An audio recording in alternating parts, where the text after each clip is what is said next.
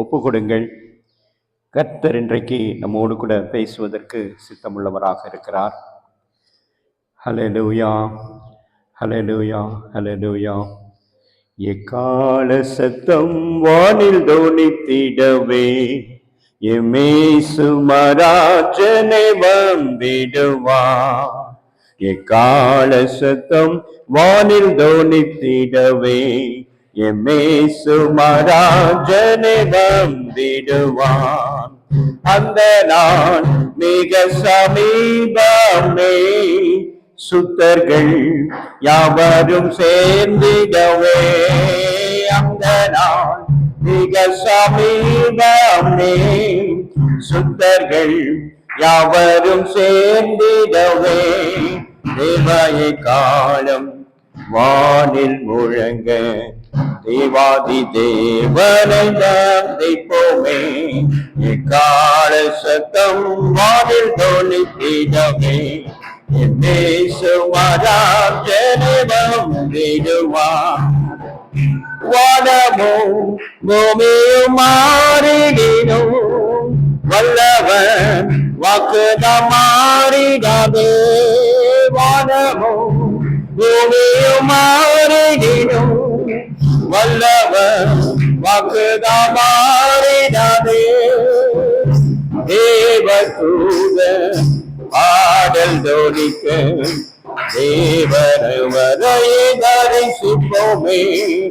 கால சத்தம் வானில் தோனித்திடமே எமேசு மராஜனை வந்திடுவான்.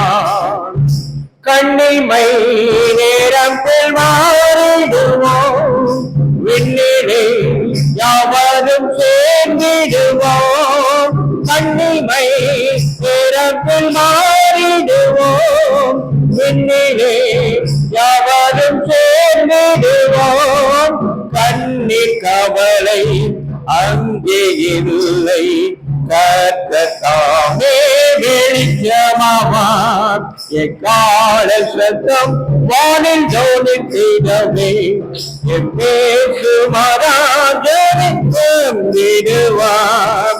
கர்த்தரே விளையை நாம் அறியோம், கர்த்தரே சித்தமே செய்திடுவோம். கர்த்தரே விளையை நாம் அறியோம், கர்த்தரே சித்தமே செய்திடுவோம். பலன்கள் யாவையும் அவரே அளிப்பார், பரமனோடு வாழ்ந்திடுவோம். எக்கால சத்தம் வானில் தோனித்திடவே எமேசு மராஜனை வந்திடுவார். கல்லர்கள் பரவி அழிந்தோம், கர்த்தரின் வார்த்தையை புரட்டுகிறார். கல்லர்கள் பரவி அழிந்தோம், கர்த்தரின் வார்த்தையை புரட்டுகிறார். கர்த்தரே வாரும் வாஞ்சையை தேரும், கருத்துடன் நாம் விழித்திருப்போம். எக்கால சத்தம் வானம் தோனித்திடவே எமேசு மராஜனை வந்திடுவார்.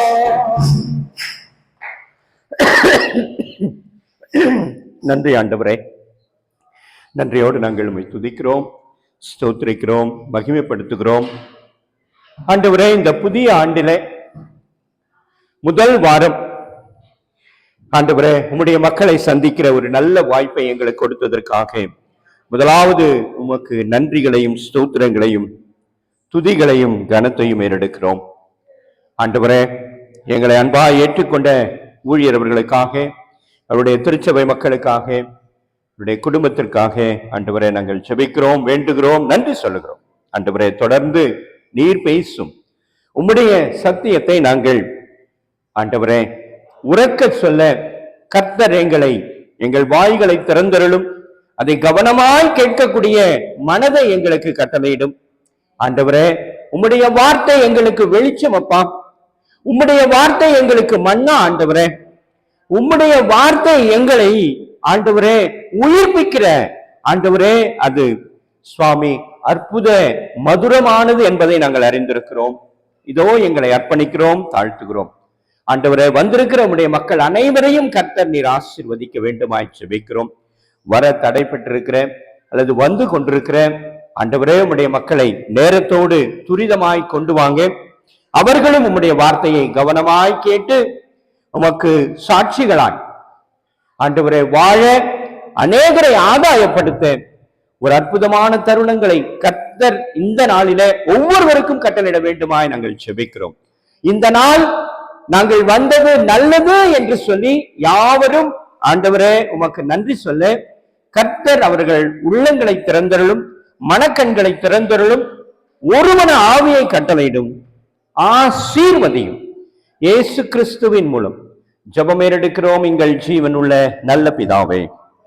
கிறிஸ்துவுக்குள் அன்பான தேவ ஜனமே, உங்கள் யாவரையும் ஆண்டவராக இயேசு கிறிஸ்துவின் இனிதான வல்லமையான நாமத்தினாலே நாங்கள் வாழ்த்துகிறோம். கர்த்தர் உங்கள் ஒவ்வொருவரையும் ஆசீர்வதித்து காப்பாராக. நமது மெய்ப்பனின் குரல் ஊழியங்களின் சார்பாக எங்களுடைய வாழ்த்துதல்களையும் வணக்கங்களையும் நாங்கள் தெரிவித்துக் கொள்கிறோம். இந்த நாளிலே, குறிப்பாக புதிய ஆண்டின் நாளிலே முதல் வாரத்துல ஆண்டவர் நம்மை முகமுகமாக சந்திக்கிற ஒரு நல்ல வாய்ப்பை ஏற்படுத்த கொடுத்தபடியினால கரங்களை தட்டி ஆண்டவருக்கு மகிழ்ச்சி. அதே போல இந்த வாய்ப்பை எனக்கு கொடுத்த உங்களுடைய ஊழியர், உங்களுடைய குடும்பம் மற்றும் தாய்மார்கள், பெரியவர்கள், வாலிப பிள்ளைகள், சிறு பிள்ளைகள், வாத்தியக்கறி வாசிக்கிறவர்கள் மாத்திரமல்ல, இந்த சபை ஸ்தாபிக்கப்படுவதற்கு காரணமாக இருந்து கொண்டிருக்கிற அத்தனை நல்ல உள்ளங்களையும் ஆண்டவராக இயேசு கிறிஸ்துவின் பெயராலே நாங்கள் வாழ்த்துகிறோம். நீங்கள் பலுகி பெருகி தேவனுக்கு பிரியமான மக்களாக, சாட்சியுள்ள மக்களாக வாழ வேண்டும் என்று சொல்லி கிறிஸ்துவுக்குள் நாங்கள் உங்களை வாழ்த்துகிறோம். ஹல்லேலூயா, ஹல்லேலூயா, ஹல்லேலூயா. சரி, பிரியமானவர்களே, இன்றைக்கு ஆண்டவர் உங்களுக்கு ஒரு விசேஷமான வார்த்தையை அனுப்பி இருக்கிறார். வேதத்தை திறந்து கொள்ளுங்கள். மத்தேயு எழுதின சுவிசேஷம்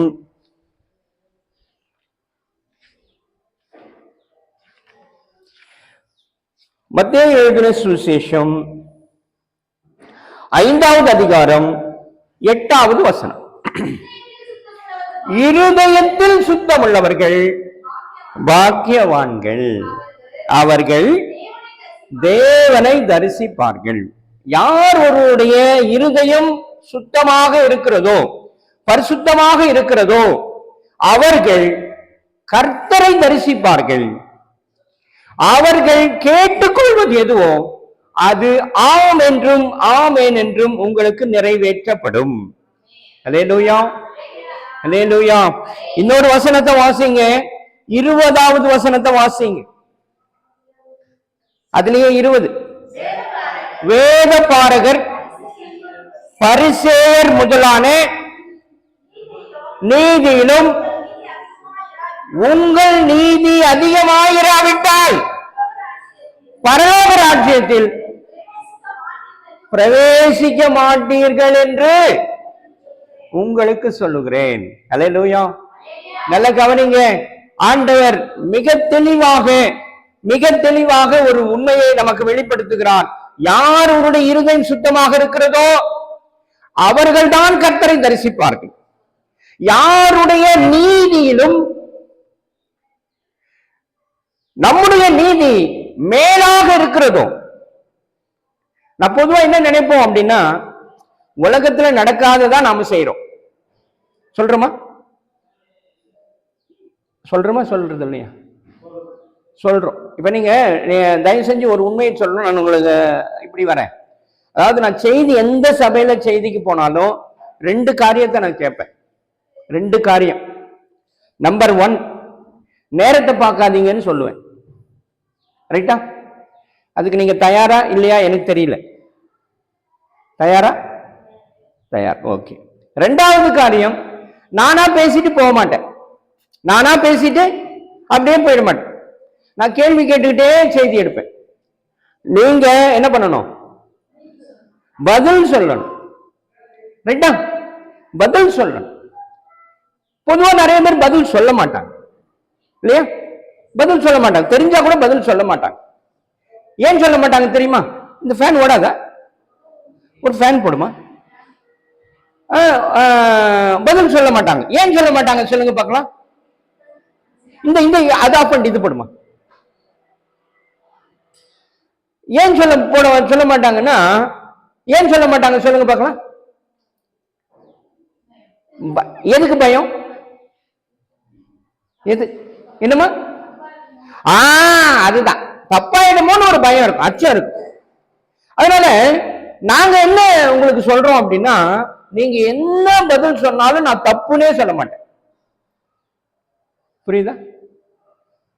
ஒருத்தர் தான் சிரிக்கிறாங்க, மற்றவங்களுக்குள்ள ஒரு ரியாக்ஷனும் காணும் இல்ல. ஒரு ரியாக்ஷன் இருக்கணுமா? நம்ம சபைக்கு வந்திருக்கிறோம், எதுக்கு வந்திருக்கிறோம்? எதுக்கு வந்திருக்கிறோம்? எதுக்கு வந்திருக்கிறோம்? எதுக்கு வந்திருக்கிறோம்? கர்த்தரை ஆராதிக்க வந்திருக்கிறோம். அப்ப கர்த்தரை எப்படி ஆராதிக்கிறது? மன மகிழ்ச்சியோடு ஆராதிக்கணும். ஆனா நீங்க உட்கார்ந்து இருக்கிறத பார்த்தா நான் என்ன சொல்றதுன்னு தெரியல. அப்படி இருக்கக்கூடாது. உற்சாகமா சந்தோஷமா நம்ம ஆண்டவருடைய ஆலயத்திற்கு வந்திருக்கிறோம், அவருடைய வீட்டுக்கு வந்திருக்கிறோம், நம்ம வீட்டுக்கு வந்திருக்கிறோம். ரைட்டா? யார் வீட்டுக்கு வந்திருக்கிறோம்? யார் வீடு? யார் வீடு? நம்ம வீட்டுக்கு வந்திருக்கிறோம் இல்லையா? அந்நியர் வீட்டுக்கு போனதான் என்ன பண்ணணும்? ஒரு பயம் இருக்கும். ஐயோ இதை தொட்டா அவங்க ஏதாவது சொல்லுவாங்களா, இதை தொட்டா ஏதாவது சொல்லுவாங்களா அப்படின்னு என்ன இருக்கும்? பயம் இருக்கும். நம்ம கொஞ்சம் தயங்கி இருப்போம், கொஞ்சம் அமைதியா இருப்போம், மும்முன்னு இருப்போம், அப்படி கூட சொல்லலாம். ஆனா நம்ம வீட்டுல அப்படி இருப்போமா?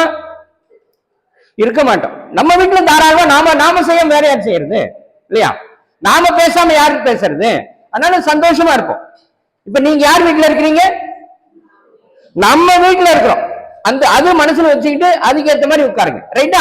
சரி, நல்லா கவனிங்க. இன்னைக்கு ஆண்டவருடைய வருகை மிக மிக சமீபமாக இருக்கிறது. ரைட்டா? மிக மிக சமீபம். ஆனால்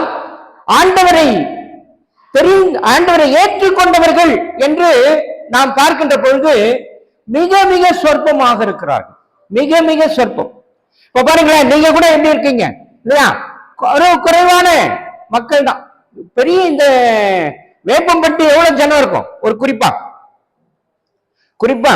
எவ்வளவு? ஒரு தோராயமா 1,00,000 பேர் இருக்கிறாங்க. எத்தனை சபை இருக்கும்? ஒரு 5-6 அவ்வளவுதான் இருக்கும். 5-6 சபையில எவ்வளவு பேர் இருப்பாங்க? 5-6 சபையில எவ்வளவு இருப்பாங்க? கொஞ்சம் தான் இருப்பாங்க இல்லையா? 1,00,000 பேர் இருக்கிற ஊர்ல கொஞ்சம் பேர் தான் என்ன பண்றாங்க? ஆண்டவரை ஏற்றுக்கொண்டவர்கள், நம்புகிறவர்களாக இருக்கிறார். முதல்ல நாம ஒரு ஸ்ட்ராட்டஜி ஃபாலோ பண்ணணும். ஸ்ட்ராட்டஜி, அவங்களை எப்படி நாம் சந்திப்பது என்பதை நாம் சிந்தித்து பார்க்க வேண்டும். இது ரொம்ப முக்கியம். சும்மா நான் இப்ப ஒரு ஆத்மாவை நான் ரட்சிப்புகள் நடத்த வேண்டுமானால் என்ன செய்ய வேண்டும்? ஒரு ஆத்மாவை நான் ரட்சிப்புகள் நடத்த வேண்டுமானால் என்ன செய்ய வேண்டும்? சந்திக்கணும். அப்புறம்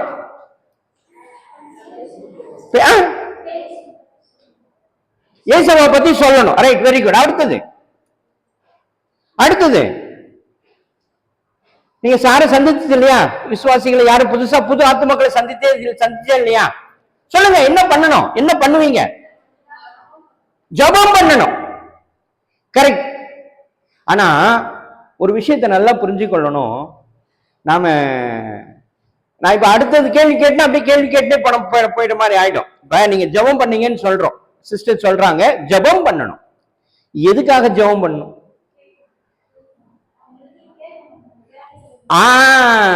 இப்ப அதுதான் ஸ்ட்ராட்டஜிங்கிறது.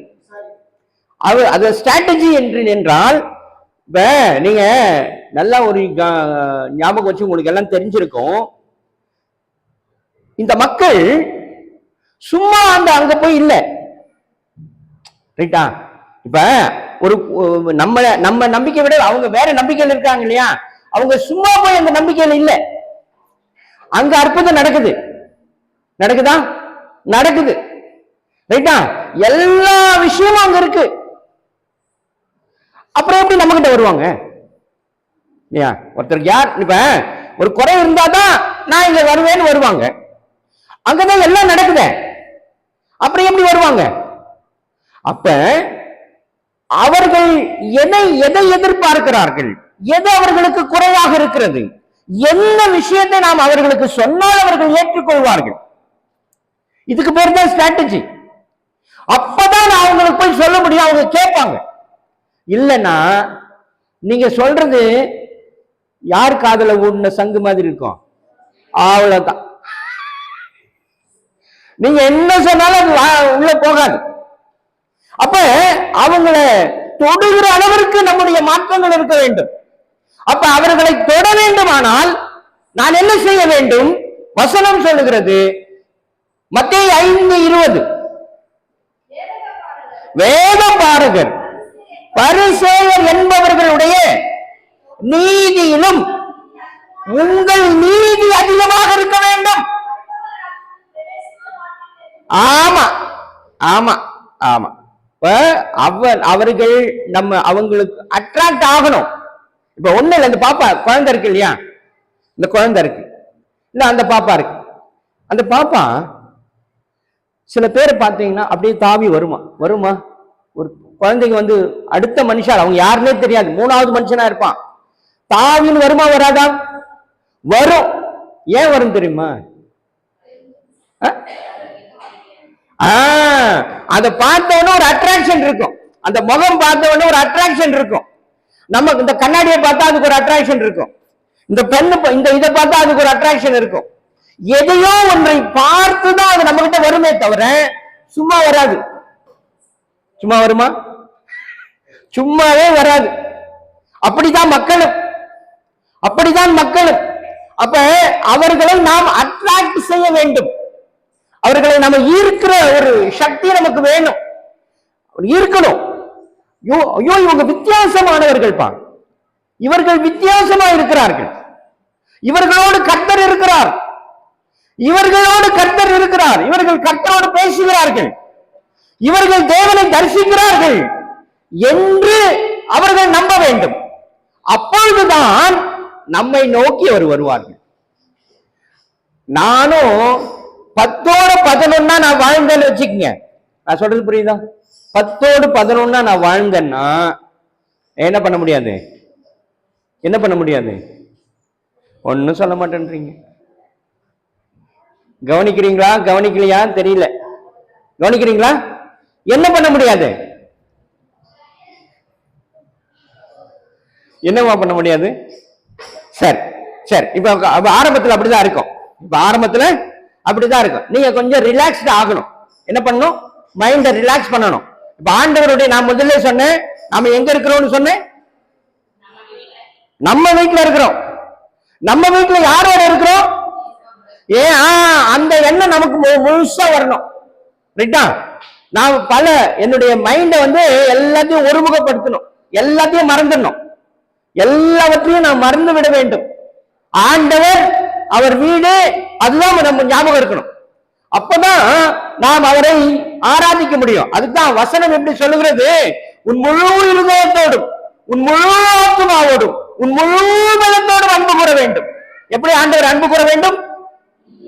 முழு இருதயத்தோடு, முழு பலத்தோடு, முழு ஆத்மாவோடு அன்பு கூற வேண்டும். அப்படிப்பட்ட மனநிலை நமக்கு வேணும்.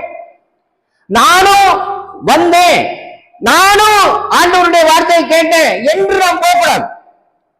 இந்த புதிய வருடத்துல இந்த முடிவு எடுங்க, எல்லாரும் முடிவெடுங்க. நம்ம எப்படி ஆராதிக்கணும்? வாசிங்க. மார்க்கு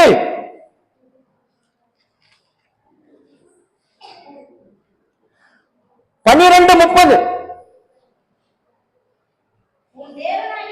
உன் தேவனாகிய கர்த்தரிடத்தில் உன் முழு இருதயத்தோடும், உன் முழு ஆத்மாவோடும், உன் முழு மனதோடும், உன் முழு பலத்தோடும் அன்பு கூறுவாயாக. இப்படிதான் அன்பு கூறணும். ஹல்லேலூயா.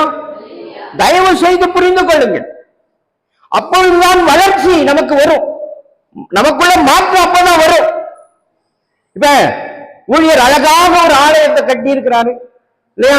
இப்ப இங்க பகுதியில் இருக்கிற மக்கள் எல்லாம் சந்திக்கப்பட வேண்டும். இந்த ஆலயம் ஒரு குறிப்பிட்ட மக்களுக்கானது அல்ல, எல்லா மக்களுக்கும் ஆசீர்வாதமாக இந்த இடத்தை ஆண்டவர் நமக்கு தந்திருக்கிறார்.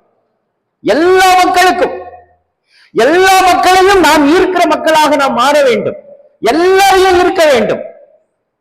இது தேவனுடைய வீடு, எல்லாருக்குமான வீடு என்று ஆண்டவர் சொல்லுகிறார். அப்படியானால் நான் அப்படிப்பட்ட சிந்தையோடு நான் செயலாற்ற வேண்டும். சரி, இன்னைக்கு நான் ஒரு 3 குறிப்பு மட்டும் தான் உங்களுக்கு சொல்ல போறேன். எத்தனை குறிப்பு? 3 குறிப்பு. முதல் குறிப்பு, நான் ஏன் ஆலயத்திற்கு போக வேண்டும்? போனா எனக்கு என்ன நன்மை தெரியுமா உங்களுக்கு? நாம் ஏன் ஆலயத்திற்கு போக வேண்டும்? போறதுனால எனக்கு என்ன நன்மை தெரியுமா? யாருக்காவது தெரியுமா? தம்பி தெரியுமா? இல்லம்மா, நான் என்ன கேட்கிறேன்னா, நான் சொல்றது கேள்வி நல்லா புரிஞ்சுக்கொள்ளுங்க. நான் ஏன் ஆலயத்திற்கு போக வேண்டும்? போனால் எனக்கு என்ன நன்மை? இண்டிவிஜுவாலிட்டி. எனக்கு என்ன நன்மை? உங்களுக்கு என்ன நன்மை? அந்த சிஸ்டருக்கு என்ன நன்மை? இந்த குழந்தைக்கு என்ன நன்மை? இந்த அம்மாவுக்கு என்ன நன்மை? அதை கேட்கிறேன். யோசித்ததுண்டா? என்றைக்காவது யோசித்திருக்கிறீங்களா? நான் ஆலயத்திற்கு போவதனால எனக்கு என்ன நன்மை? நான் ஏன் ஆலயத்திற்கு போக வேண்டும்? அல்லது இந்த கேள்வியாவது உங்களுக்கு வந்திருக்கா? நான் ஏன் ஆலயத்திற்கு போகணும்? வந்திருக்க தம்பி? ஒன்னும் சொல்ல மாட்டேன்றீங்க. இப்படி அமர்ந்திருந்தால் பிரயோஜனப்படாதுங்க. நீங்க பேசணும். நான் தான் சொல்றேனே, நீங்க என்ன சொன்னாலும் நான் தப்புன்னு சொல்ல மாட்டேன். நீங்க என்ன சொன்னாலும் தப்புன்னு சொல்ல மாட்டேன். நான் இது வரைக்கும் 1000 சபையை சந்திச்சிருக்கேன். எத்தனை சபையை? 1000 சபையை. இன்னைக்கு உங்க சபைக்கு வந்திருக்கிறேன். நீங்க யாரு என்ன எதுவும் எனக்கு தெரியாது. இவரே சொல்றாரு நான் மறந்துட்டேன்னு, ரைட்டா? ஆனா நான் ஒவ்வொரு வாரமும் ஆண்டவர்கிட்ட கேட்டு கேட்டு கேட்டு நாங்க போறோம். டைரி வச்சிருக்கிறோம். நான் சொன்ன 1000 சபையை சந்திச்சிருக்கேன். அவ்வளவு பேரு டீட்டெயிலத்துல இருக்கு. அதை புரட்டி எந்த இடத்த ஆண்டவர் காட்டுறாரோ அந்த இடத்துக்கு நாங்க போவோம். அந்த வகையில தான் அவருக்கு போன் பண்ணேன். அவரும் ரொம்ப சந்தோஷமா வாங்கன்னாரு. எனக்கு அதுவே பெரிய ஆச்சரியம். வாங்க அப்படின்னு சொன்னார், ரைட்டா? அப்ப நான் எத்தனை மணிக்கு கிளம்பணும் தெரியுமா? நான் எத்தனை மணிக்கு புறப்பட்டு இருப்பேன்னு நீங்க நினைக்கிறீங்க? சொல்லுங்க பார்க்கலாம். அவர் சொன்னார் இல்லையா, நான் எங்கிருந்து வர்றேன்னு. ராணிப்பேட் எவ்வளவு தூரம் தெரியுமா? எவ்வளவு தூரம் நான் தெரியுமா?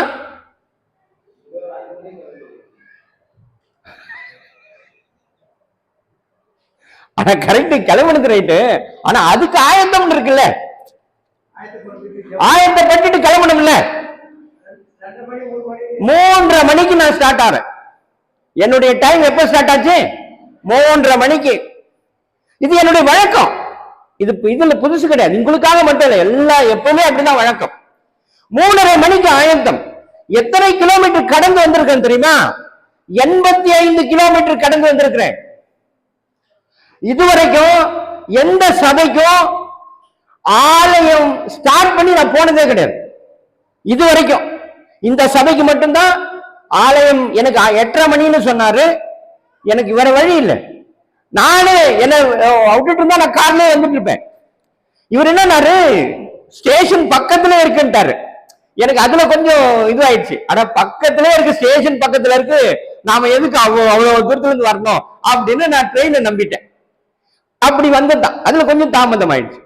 மற்றபடி நான் 3:30 மணிக்கு உங்களுக்காக ஆயத்தப்பட்டிருக்கிறேன். உங்களுக்காக 3:30 மணிக்கு ஆயத்தப்பட்டிருக்கிறேன். இன்னைக்கு இந்த நேரத்தில் வந்து இங்க நிக்கிறேன். அப்ப இதெல்லாம் நான் நினைத்து பார்க்க வேண்டும். கர்த்தர் உங்கள் மீது நோக்கமாக இருக்கிறார். ஆகவேதான் எனக்கு உங்களை பற்றி சொல்லி இந்த இடத்திற்கு இந்த வாரம் நீ போகணும்னு சொல்லி அனுப்பியிருக்கிறார்.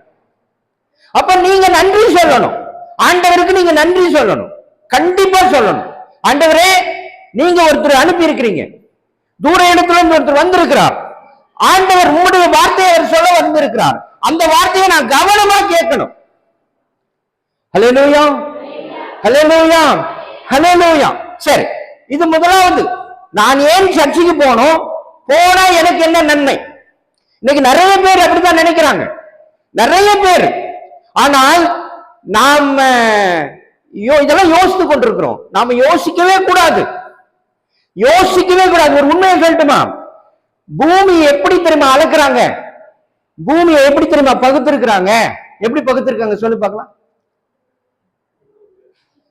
எப்படி பகுத்திருக்கிறார்கள் சொல்ல முடியுமா உங்களுக்கு? தெரியுமா? தெரியாது.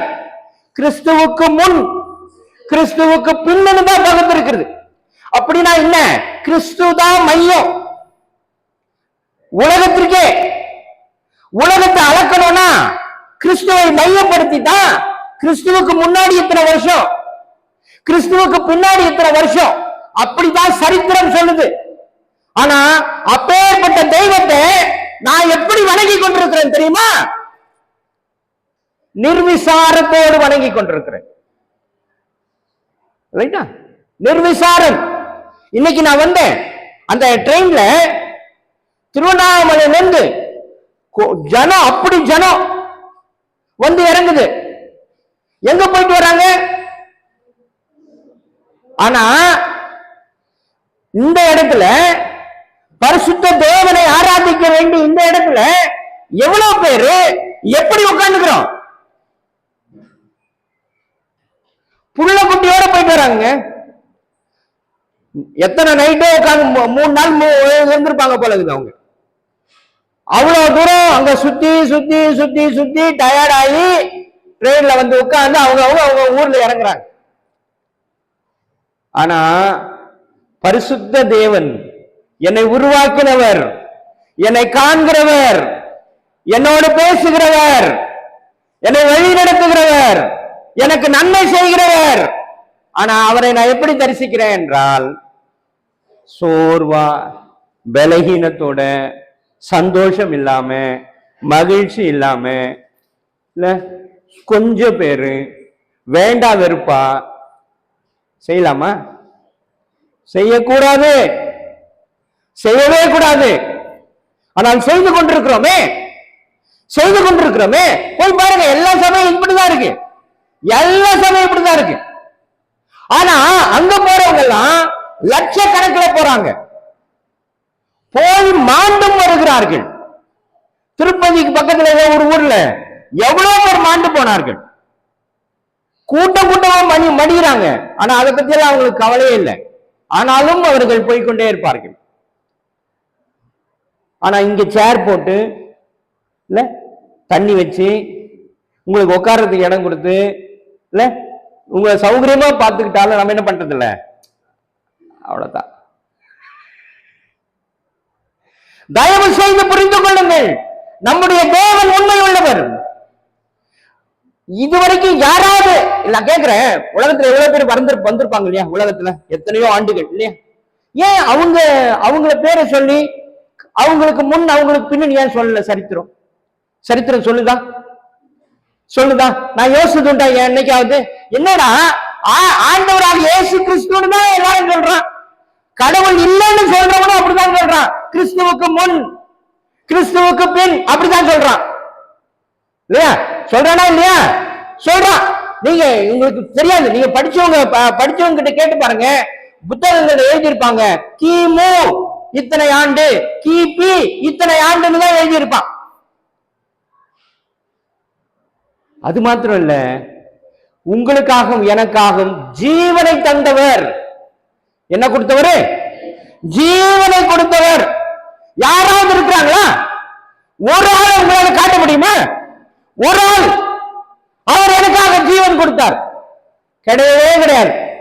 நம்ம ஆண்டவர் தான் நமக்காக ஜீவனை கொடுத்து தன்னுடைய ரத்த கிரியத்தினாலே நம்மை மீட்டுக் கொண்டிருக்கிறார். ஆனால் அப்பேற்பட்ட தெய்வத்தை நான் எப்படி வணங்கி கொண்டிருக்கிறேன் என்று நீங்கள் உங்களை கேட்டுக்கொள்ள வேண்டும். இன்னொரு விஷயம் நான் கேட்கிறேன், தயவு செய்து புரிந்து கொள்ளுங்க. உங்க குடும்பத்தின் மக்கள் எங்க? நீங்க வந்திருக்கீங்க, உங்க குடும்ப மக்கள் எங்க? உங்க கணவர் எங்க? உங்க உறவுக்காரங்க எங்க? கேட்டுத்தா? நீங்க என்னைக்காவது கேட்டிருக்கீங்களா? நீங்க கேட்டிருக்கீங்களா? நான் போறேன் ரைட்டு, என் கணவர் எங்க? அல்லது குறைஞ்சபட்சம் என்னுடைய வீட்டாருக்காக நான் மன்றாடியதுண்டா? மன்றாடி இருக்கிறேனா? மன்றாடி உண்டா? ஆண்டவர்கிட்ட, ஆண்டவரே என் குடும்பத்து மக்கள் ஏன் வரல, ஏன் நீங்க அவங்க கிட்ட பேசல, இன்னும் நீ பேசலையே ஏன் ஆண்டவரே? என்னைக்காவது சண்டை போட்டிருக்கீங்களாங்க? நான் கேட்கிறேன், இப்படி கேட்கிறேன், ஆண்டவராக இயேசு கிறிஸ்து கிட்ட நீங்க சண்டை போட்டது உண்டா? சண்டை போட்டிருக்கீங்களாங்க? நான் கேட்கிறேன், இப்படி யோசிங்க. உங்க வீட்டுல குழந்தை இருக்கா? பிள்ளைங்க இருக்காங்களா? சின்ன பிள்ளைங்க, ரொம்ப குறிப்பா நீங்க ரொம்ப செல்லமா பாக்குற பிள்ளைங்க என்ன பண்ணும் தெரியுமா? நிறைய கோச்சிக்குமா கோச்சிக்காத?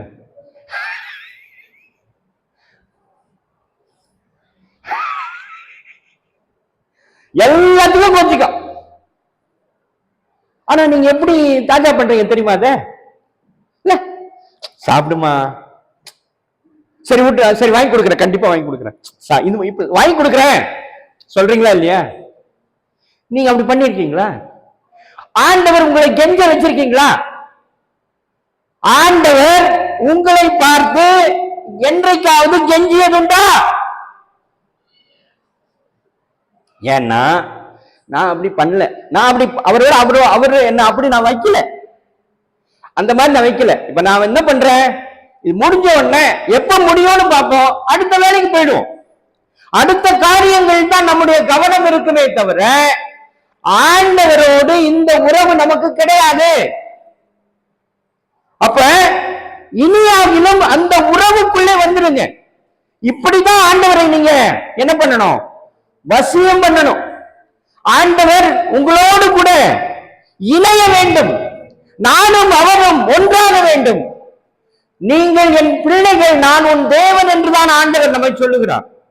சொல்றாரா இல்லையா? சொல்றார். நீங்கள் என் பிள்ளைகள், நான் உங்கள் தேவன். அவர் நம்மை எப்படி அழைக்கிறார்? பிள்ளை என்றுதான் அழைக்கிறார். நாம் அவரை தகப்பனாக பார்க்க வேண்டும். அப்படி பார்த்தா நான் என்ன பண்ணுவேன் தெரியுமா? எல்லாவற்றையும் நான் அவரோடு பேசுவேன், எல்லாவற்றையும் நான் அவரோடு பேசுவேன், எல்லாவற்றையும் பேசி பேசி நான் பதில் கண்டுபிடிப்பேன் அல்லது செயலாற்றுவேன். சரி, இரண்டாவது பெயர் காரணம் ஒன்று இருக்கிறது. ஹல்லேலூயா, ஹல்லேலூயா. எல்லாரும் தூங்குறாங்க, கண்ணை தொடைங்க, கண்ணுல வெளியே போய் தண்ணி இருக்கு, முகத்தை கழுவிட்டு வந்து உட்காருங்க தயவு செஞ்சு. ரைட்டா? இதெல்லாம் ரொம்ப தவறான காரியங்களை செய்து கொண்டிருக்கிறீர்கள், மிக மிக தவறு. ஏன் தூக்கம் வருது அப்படின்னா, நைட்ல தூங்க மாட்டீங்க. தூங்க முடியுதா? தூங்க முடியாது. எப்படி தூங்க முடியும் இல்லையா? தூங்க முடியல. அதனால நம்ம இங்க வந்தா இந்த பகல்ல அந்த சில்லுன்னு காத்து நமக்கு தூக்கம் வரும்.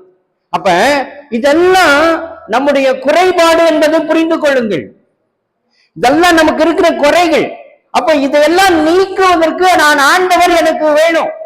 ஆண்டவர் எனக்குள் வந்தால், ஆவியானவர் பேசுகின்ற பொழுது என் மனம் என்ன ஆகும் தெரியுமா? குதூகலிக்கும். என்ன பண்ணும்?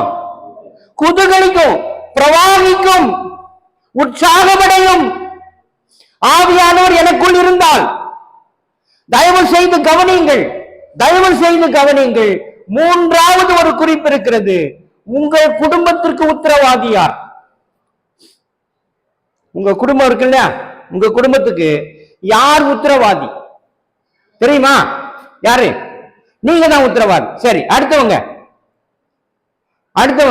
அம்மா அவங்க உத்தரவாதின்றாங்க. அடுத்தவங்க வேற யாரு? யாரு உத்தரவாதி? சரி, உத்தரவாதினா என்னன்னு தெரியுமா உங்களுக்கு? உத்தரவாதினா என்னன்னு தெரியுமா? இப்ப எத்தனை பேர் கம்பெனில வேலை செய்யறவங்க யாராவது இருக்கிறாங்களா? இங்க கம்பெனில வேலை செய்யறவங்க யாரும் இல்ல. சரி, இருக்கீங்க, நீங்க வேலை செய்யறீங்க. மேனேஜர் ஒருத்தர் இருக்கிறாரா உங்க கம்பெனில? இருக்காரு. எந்த கம்பெனில வேலை செய்யற? ஐடி கம்பெனில. ஐடி மேனேஜர் ஒருத்தர் இருக்கிறாரா? அவர் என்ன வேலை செய்யறாருமா? சூப்பர்வைஸ் பண்ணுவாரு. ரைட்டா? என்ன பண்ணுவாரு? சூப்பர்வைஸ் பண்ணுவார். நீங்க என்ன வேலை செய்யறீங்க, நீங்க சரியா செய்யறீங்க, கரெக்டா? சரி. ஆனா அவரு இன்னொரு வேலை செய்வாரு. என்ன வேலை செய்வாரு? இன்னொரு வேலை செய்வாரு. இப்ப நான் சொல்றது சரியானு பாருங்க. நம்ம பத்தி ரிப்போர்ட் பண்ணுவார். பண்றாரா?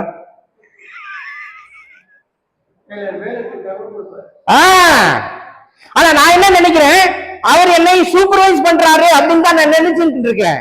ஆனா அவர் இன்னொரு வேலை, அது ஹிடன் அஜெண்டா, மறைக்கப்பட்டது. ஆனால் அவர் நம்மை குறித்து தகவலை மேலிடத்திற்கு அனுப்பி கொண்டிருப்பார். அவருக்கு பேர் தான் உத்தரவாதி. ரைட்டா? இப்ப சொல்லுங்க, யாரு உங்க குடும்பத்துக்கு உத்தரவாதி? யாருமா? ஏசப்பா. ரைட், ஏசப்பா உத்தரவாதி. ரைட். அடுத்தது வேற யாரு? சரி, யோசிங்க. யோசிக்கிறது டைம் கொடுக்குறேன். இப்ப ஃபர்ஸ்ட் காரியத்துக்கு போலாம். முதல் காரியம் இதுவரைக்கும் நீங்க அறிந்தோ அறியாமலோ இருக்கக்கூடிய ஒரு காரியத்தை நான் இப்ப வெளிப்படுத்த போறேன். நல்லா புரிஞ்சுக்கொள்ளுங்க. நான் ஏன் ஆலயத்திற்கு போக வேண்டும், போனால் எனக்கு என்ன நன்மை? ரைட்டா? இப்ப பார்க்கலாமா? பார்க்கலாம். வாசிங்க.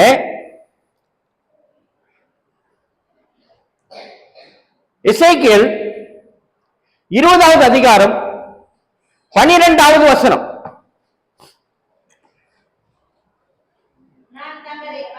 நான் தங்களை பரிசுத்தம் பண்ணும் கர்த்தர் என்று அவர்கள் அறியும்படிக்கு எனக்கும் அவர்களுக்கும் அடையாளமாய் இருப்பதற்காக.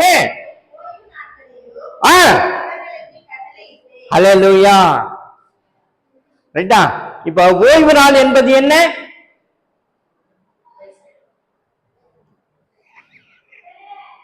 ரெஸ்ட். ரைட்டாமா? Very good. வேற யாரு? நான் பத்தியா தப்புன்னு சொன்னா? வேற பத்தியா? இப்படி பார்த்தா நான் என்ன பேச முடியும் சொல்லுங்க பார்க்கலாம். நீங்க உற்சாகமா கேட்கணுங்க. இப்ப வசனத்தை மறுபடியும் வாசிங்க. நான் தங்களை பரிசுத்தம் பண்ணும் கர்த்தர் என்று அவர்கள் அறியும்படிக்கு எனக்கும் அவர்களுக்கும் இருப்பதற்கான. ஐயோ, பத்தியா மிஸ் பண்ணிட்டீங்க பாத்தீங்களா? மறுபடியும் வேற ஒருத்தர் வாசிங்க. நான் தங்களை பரிசுத்தம் பண்ணுகிறேன் கர்த்தர் என்று அவர்கள் அறியும்படிக்கு எனக்கும் அவர்களுக்கும் அடையாளமாய் இருப்பதற்காக என் ஓய்வு நாட்களை அவர்களுக்கு கட்டளையிட்டேன். அப்படின்னா என்ன பொருள்? என்ன சொல்றாரு?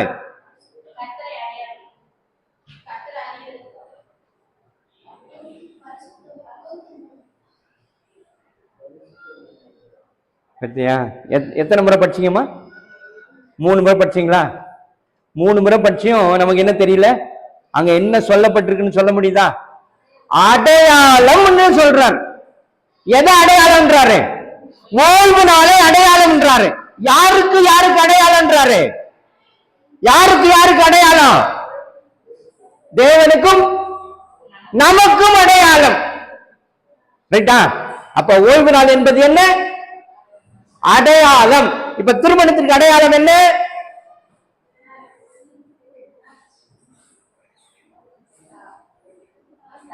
தாலி. அப்ப இந்த ஓய்வு நாள் என்பது என்னது? தாலி மாதிரி. என்ன மாதிரி? தாலி. ரைட்டா? நாமெல்லாம் மனவாட்டி தானே. நம்ம எல்லாம் என்னன்றார் ஆண்டவர்? மனவாட்டி என்கிறார்.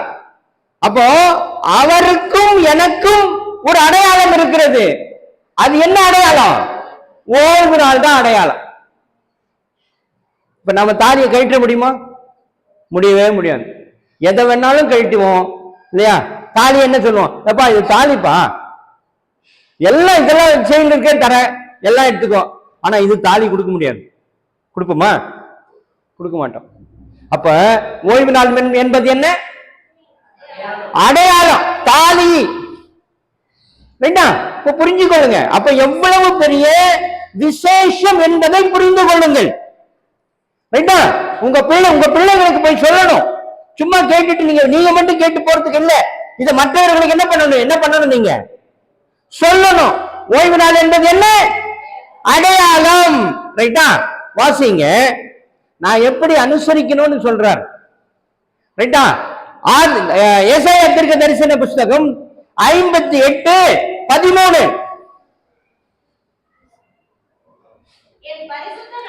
என் பரிசுத்த நாளாகிய ஓய்வு நாளிலே உனக்கு இஷ்டமானதை செய்யாதபடிக்கு உன் காலை விலக்கி உன் வழிகளின்படி நடவாமல், உனக்கு இஷ்டமானதை செய்யாமல், உன் சொந்த பேச்சை பேசாமல், ஓய்வு நாளை மனமகிழ்ச்சியின் நாள் என்றும் கர்த்தருடைய பரிசுத்த நாள் என்றும் மகிமையுள்ள நாள் என்றும் அதை மகிமையாக எண்ணுவாயாக.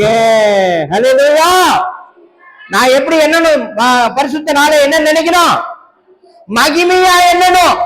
எனக்கு எதுவும் முக்கியம் கிடையாது, ஓய்வு நாள் தான் முக்கியம் அப்படின்னு சொல்லணும்.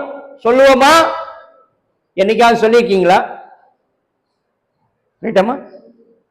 சொல்லணும். எல்லாத்தையும் ஒதுக்கி வச்சுட்டு இது அவருடைய நாள், அவரை தரிசிக்க வேண்டும், அவருக்கான நாள், அவருடைய வார்த்தையை கேட்க வேண்டும் என்று நான் என்ன பண்ணணும்? அந்த நாளை நான் ஒதுக்கி வைத்து நான் அதை மகிமையாக எண்ண வேண்டும் என்று ஆண்டவர் எனக்கு சொல்லுகிறார்.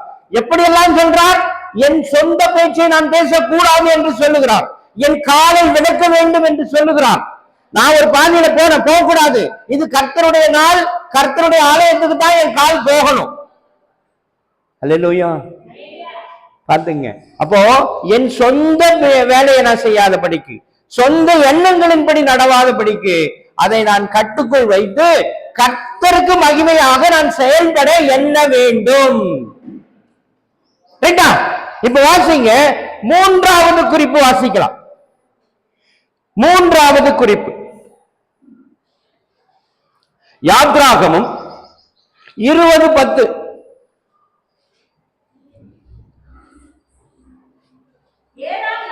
ஏழாம் நாளும் உன் தேவனாகிய கர்த்தருடைய ஓய்வு நாள்.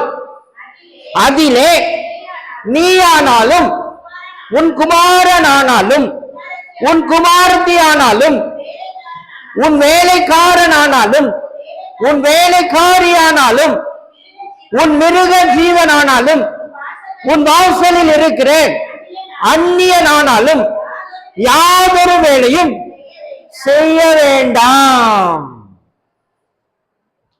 அல்லேலூயா. இப்ப என்னன்னா சொல்றாரு பத்தியா? யாருக்கெல்லாம் கட்டளை கொடுக்கிறார் பாருங்க. ரைட்டா? இப்ப உங்க குடும்பத்துக்கு எல்லாருக்கும் சொல்லிட்டாரா? உங்க குடும்பத்தின் மக்களை எல்லாரையும் கொண்டாண்டாரா? நீ எல்லாரும் என்ன பண்ணணும்ன்றாரு? என்ன பண்ணணும்? செய்யாம கர்த்தருடைய நாளுக்கு வந்துடணும். சமூகத்துல வந்து அமர்ந்திருக்க நான் முயற்சி எடுக்க வேண்டும். நீங்க என்ன பண்ணிட்டு இருப்பீங்க தெரியுமா? நான் சர்ச்சைக்கு போறேன், நீ வேலைக்கு போ. யார? வீட்டுக்கார. உங்க வீட்டுக்கார அப்படித்தரமா போய்க்கிறாரு.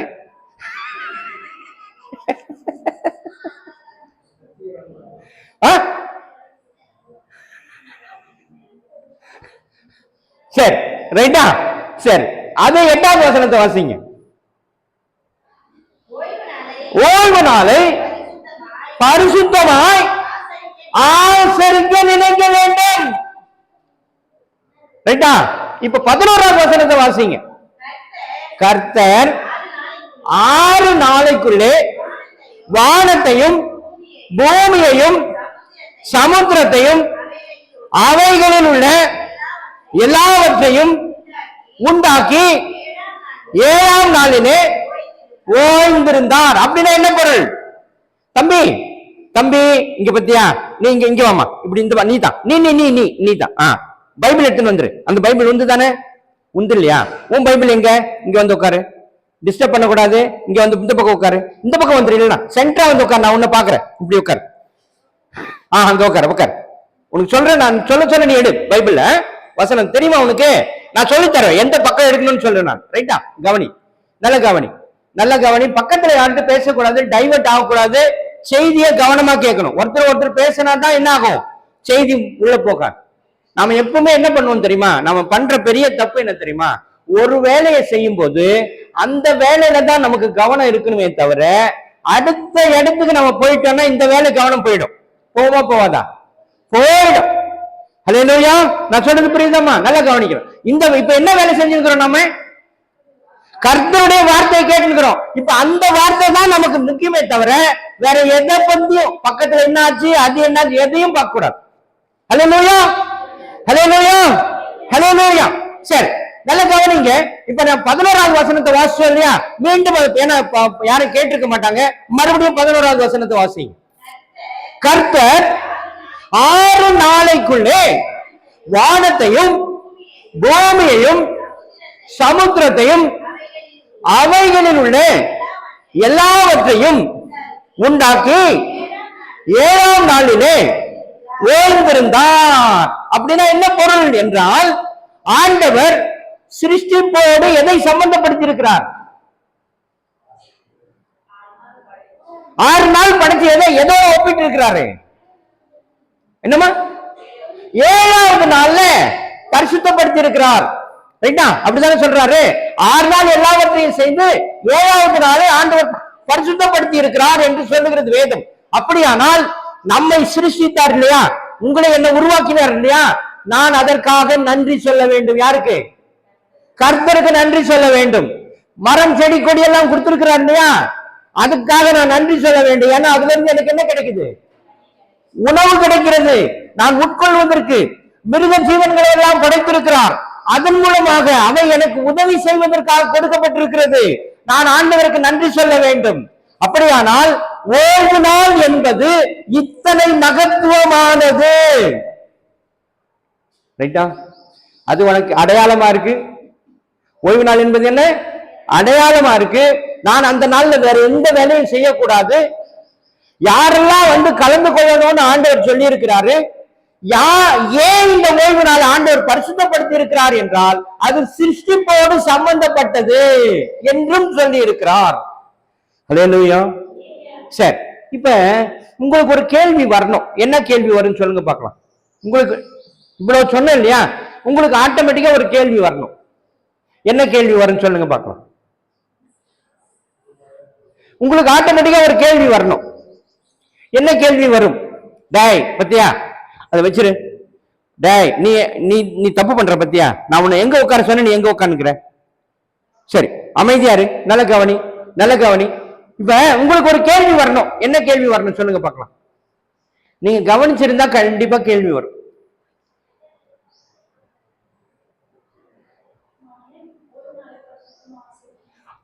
Right, very good, correct, super. அடுத்தது என்னமா? ஆசீர்வாதம் கிடைக்கணும். ரைட், அடுத்தது அடுத்தது பத்தியா என்ன நன்மை? ரைட்டுமா, என்ன நன்மை? ஆனா ஒரு கேள்வி வரணுமே.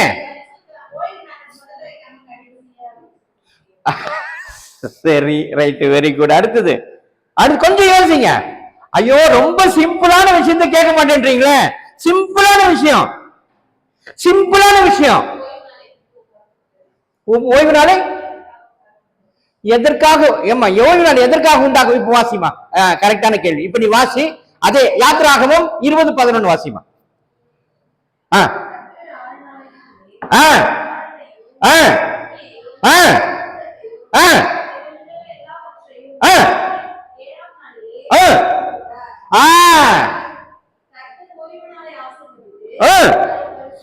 ரைட். இப்ப நீ கேட்ட கேள்விக்கு பதில் வந்துருச்சா?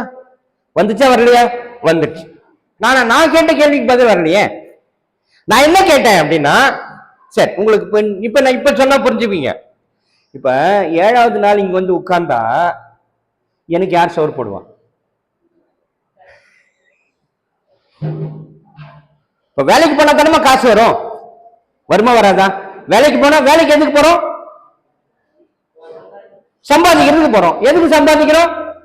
சாப்பிடுறதுக்கு. இப்போ 7வது நாள் இங்க வந்து உட்காருன்னு சொல்றாரு ஆண்டவர். அப்போ நான் வேலைக்கு போகாம தான் இங்க வந்து உட்காரணும். வேலைக்கு போனா எனக்கு காசு கிடைக்குமா? கிடைக்குமா கிடைக்காதா?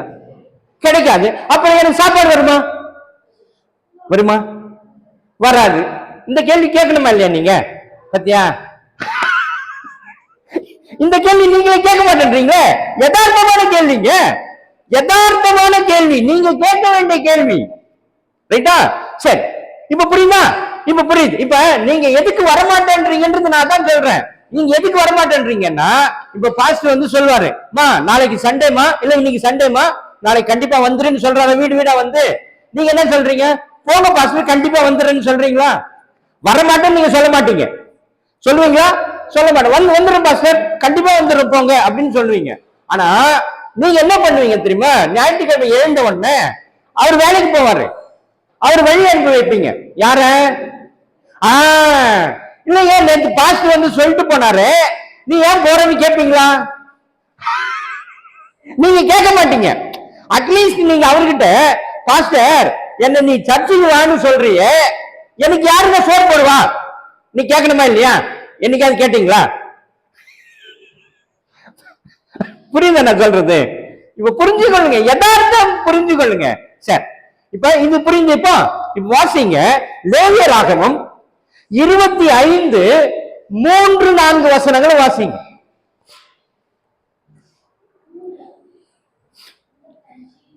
லேவியராகமம் 25:3-4. உன் வயலை விதைத்து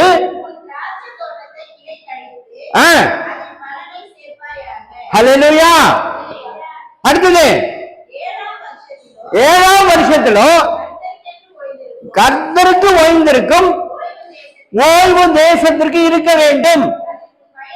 அதில் உன் வயலை விதைத்து உன் திராட்சை தோட்டத்தை கிளை கழிக்காமலும் தாளாய் விளைந்ததை பயிரானதை அறுக்காமலும் கிளை கழிக்காதே, திராட்சை செடியின் பழங்களை சேர்க்காமலும் இருப்பாயாக.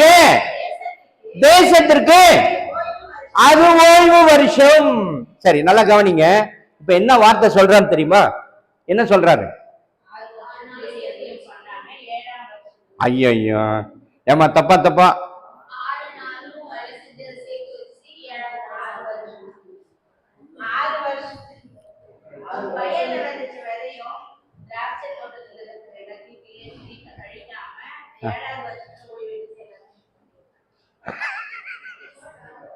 பத்தியா? இப்ப எவ்வளவு விஷயம். ஒரு உண்மையை புரிஞ்சு கொள்ளுங்க. வசனத்தை கவனமா வாசிக்கணும். நான் சொல்றது புரியுதா? கவனமா வாசிக்கணும். எப்படி கவனமா வாசிக்கணும் அப்படின்னா, இப்ப 3வது வசனத்தை மட்டும் வாசிங்க. 6 வருஷமும் என்ன பண்ண, 6 வருஷம் அளவுக்கு என்ன பண்ண, வயலை விதைத்து திராட்சை தோட்டத்தை கிளை கழித்து அதன் பலனை சேர்ப்பாயாக. ரைட்டா?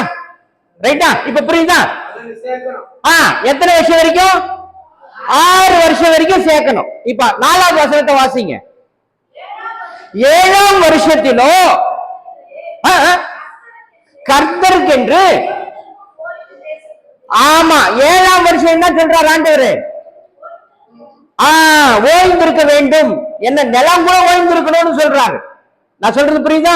நிலம் கூட ஓய்ந்திருக்கணும்னு சொல்றார். அப்ப அடுத்தது இருக்க வேண்டும். அதில் உன் வயலை விதைக்காமல் திராட்சை தோட்டத்தை கிளை கழிக்காமல் தானாய் விளைந்ததை அறுக்காமல் கிளை கழிக்காமல் பலன்களை சேர்க்காமல் இருப்பாயாக. தேசத்திற்கு ஓய்வு. என்ன சொல்றாரு? 7வது வருஷம் என்ன பண்ணக்கூடாதுன்றாரு? ஒன்னும் பண்ணக்கூடாதுன்றார். பண்ணலாமா? அப்படி செய்ய முடியுமா? ஒரு வருஷம் விதைக்காம விட்டுறலாமா? விட்டா என்ன ஆகும்? விளையாது தானே? விளையாது. விளையிலன்னா சாப்பிட முடியுமா? சாப்பிட முடியாது. ஆனா ஆண்டவர் அப்படிதான் செய்யணும்னு சொல்றார். ரைட்டா? அப்படிதான் செய்யணும். 6 வருஷம் நீ சேர்த்துக்கோ, 7 வருஷம் நீ செய்யாத அப்படின்னு சொல்றார். ரைட்டா? இப்போ 19வது வசனத்தை வாசிங்க. 19, 20, 21 வாசிங்க. பூமி தன் கனியை கொடுக்கும், நீங்கள் திருப்தியாய் சாப்பிட்டு அதில் சுகமாய் குடியிருப்பீர்கள். 7ஆம் வருஷத்திலோ, நல்லா கவனிங்க, நீங்க கேட்காம விட்டதை அவர் கேட்கிறாரு. யார் கேட்கறது? நீங்க கேட்காம மறந்து எனக்கு தெரியாம அமைதியா இருந்துட்டீங்க இல்லையா? இப்ப ஆண்டவரே கேட்கிறாரு, உங்களை ஞாபகப்படுத்துறாரு. 7ஆம் வருஷத்திலோ எதை புசிப்போம்? நாங்கள் விதைக்கவில்லையே, சேர்க்காமல் இருக்க வேண்டுமே என்று சொல்வீர்களானால் நான் 6ஆம் வருஷத்தில் உங்களுக்கு ஆசீர்வாதத்தை அனுக்கிரகம் பண்ணுவேன். அது உங்களுக்கு 3 வருஷத்தின் பலனை கொடுக்கும். ஹல்லேலூயா, ஹல்லேலூயா, ஹல்லேலூயா. கரங்களை தட்டி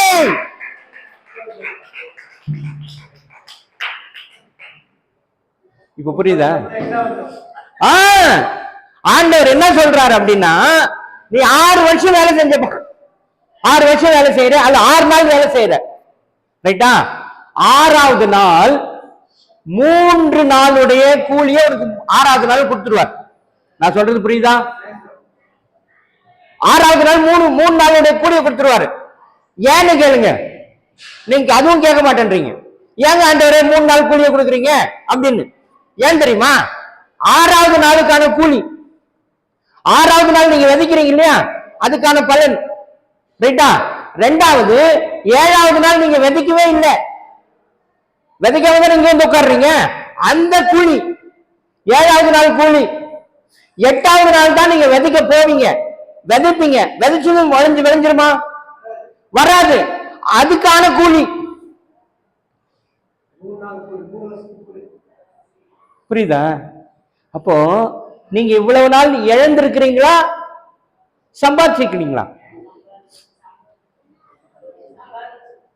எப்படி சம்பாதிச்சீங்க? எப்படிமா சம்பாதிச்சீங்க? விளங்காமையே பேசிருக்கிறீங்க பாருங்க. அதாவது நீங்க இவ்வளவு நாள் என்ன பண்ணிருக்கீங்க தெரியுமா? இழந்திருக்கிறீர்கள்.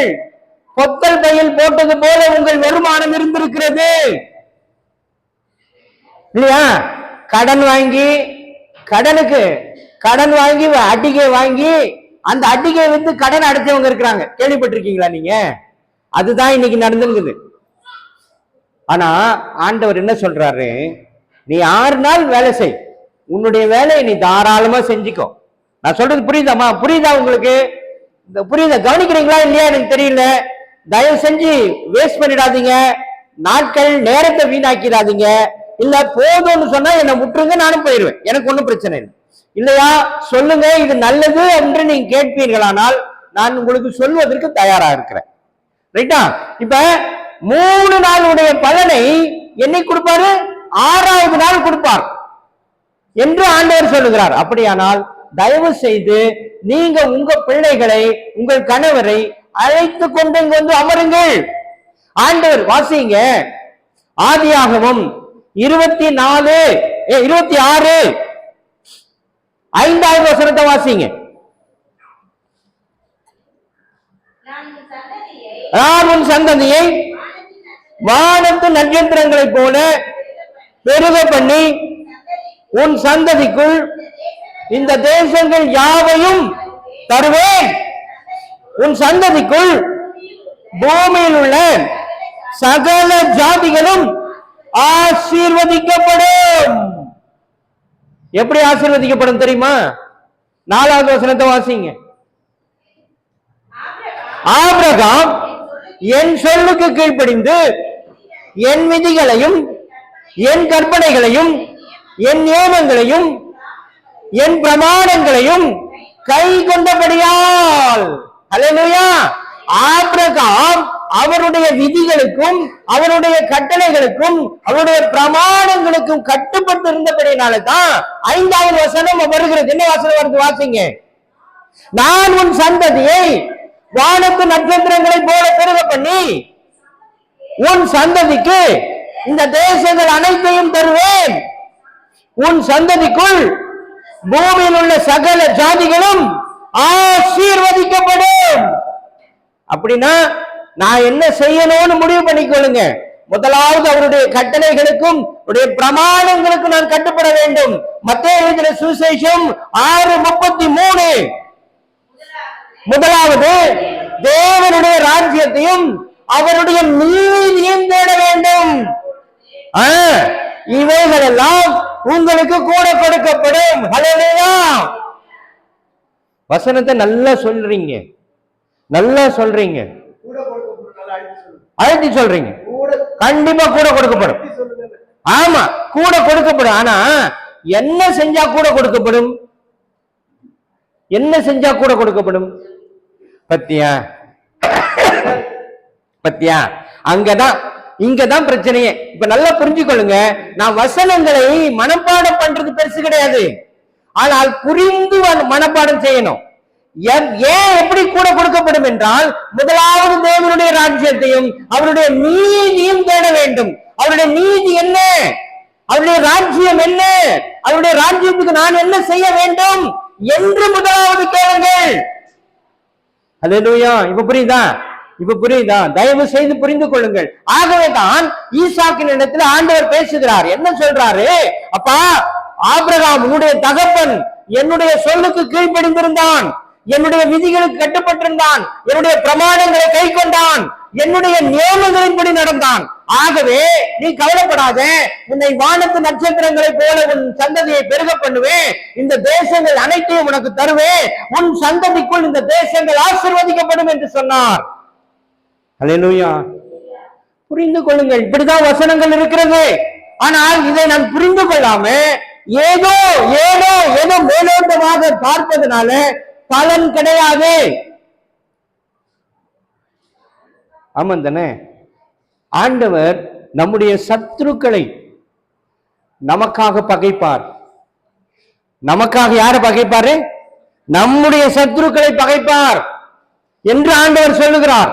உன் சத்துருக்களை நான் பகைப்பேன், உன் சத்துருக்களை நான் விலக்கி விடுவேன், துரத்துவேன் என்றெல்லாம் ஆண்டவர் சொல்லுகிறார். உன் சத்துருக்களின் தேசங்களை நீ சுதந்திரிப்பாய் என்று சொல்லுகிறார். அப்ப இதெல்லாம் எப்படி நடக்கும்னா, நான் அவருடைய கட்டளைகளுக்கும் பிரமாணங்களுக்கும் கட்டுப்பட்டு நடந்தாதான் நடக்கும், வெறுமனே நடக்காது. அப்போ பிரயாசம் எடுங்க, வார்த்தைக்கு செவி கொடுங்க, வார்த்தைக்கு சற்று நேரம் அமர்ந்திருந்து அவர் என்ன சொல்லுகிறார், என்ன பேசுகிறார் என்பதை கவனித்து கேட்டு அதன்படி நடக்கிறதுக்கு நான் பிரயாசம் எடுக்க வேண்டும். இப்ப இன்னொரு உண்மையை நான் சொன்னா நீங்க வருத்தப்படுவீங்க. இன்னொரு உண்மையை சொன்னா வாசிங்க. ஏசாயா தீர்க்க தரிசன புத்தகம் 13:12 வாசிங்க. ஏசாயா 13:12 முடிச்சுடலாமா?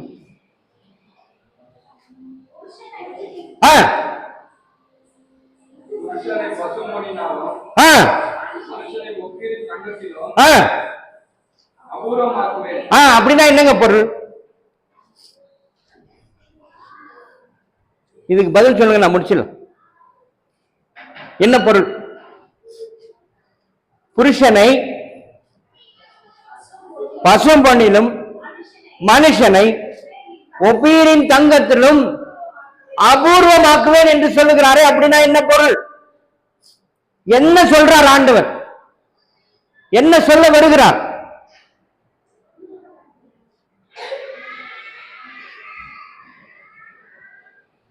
பாத்தீங்களா?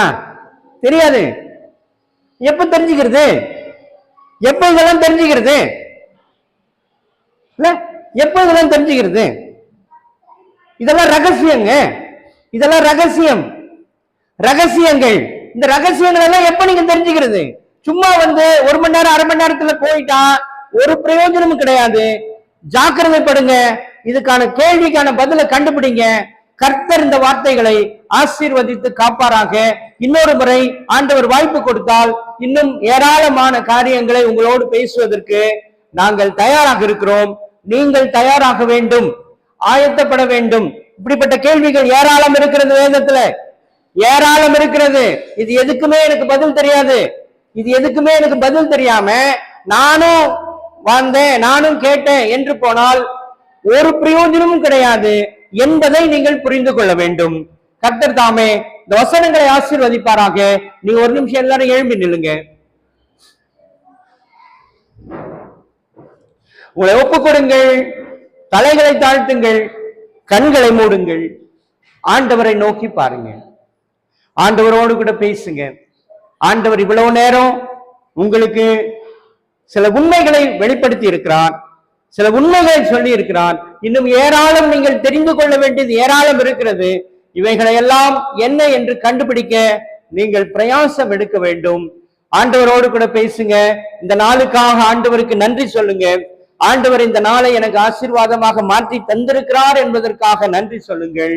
அன்பு கூறுவேன், இன்னும் அதிகமாய் ஆராதிப்பேன், இன்னும் ஆர்வமாய் அன்பு கூறுவேன், இன்னும் அதிகமாய் ஆராதிப்பேன், இன்னும் ஆர்வமாய் உம்மை முழு உள்ளத்தோடு ஆராதிப்பேன், முழு வெளத்தோடு அன்பு கூறுவேன்.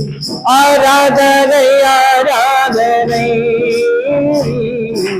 ஆராதனை ஆராதனை, அல்லேலூயா, ஆராதனை ஆராதனை ஆராதனை ஆராதனை. எபினேசரே எபினேசரே, இதுவரையில் உதவினீரே. எபினேசரே எபினேசரே, இதுவரையில் உதவினீரே. இதுவரையில் உதவினீரே. உம்மை முழு உள்ளத்தோடு ஆராதிப்பேன், முழு வெளத்தோடு அன்பு கூறுவேன். ஆராதனை ஆராதனை ஆராதனை ஆராதனை, அல்லேலூயா, ஆராதனை ஆராதனை ஆராதனை ஆராதனை.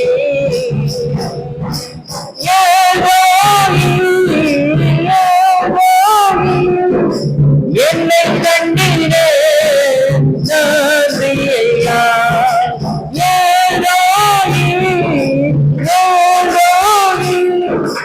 என்னை கண்டீரே நன்றி ஐயா.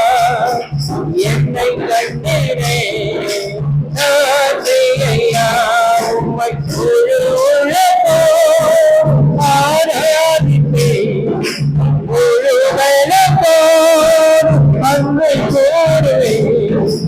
ஆராதனை ஆராதனை ஆராதனை ஆராதனை.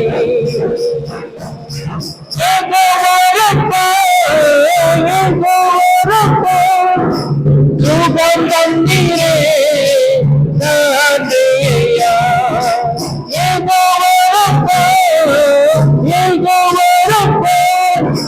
சுகம் தந்தீரே நன்றி ஐயா. சுகம் தந்தீரே நன்றி ஐயா. முழு உள்ளத்தோடு ஆராதிப்பேன், முழு வெளத்தோடு அன்பு கூறுவேன். ஆராதனை ஆராதனை ஆராதனை ஆராதனை, அல்லேலூயா, ஆராதனை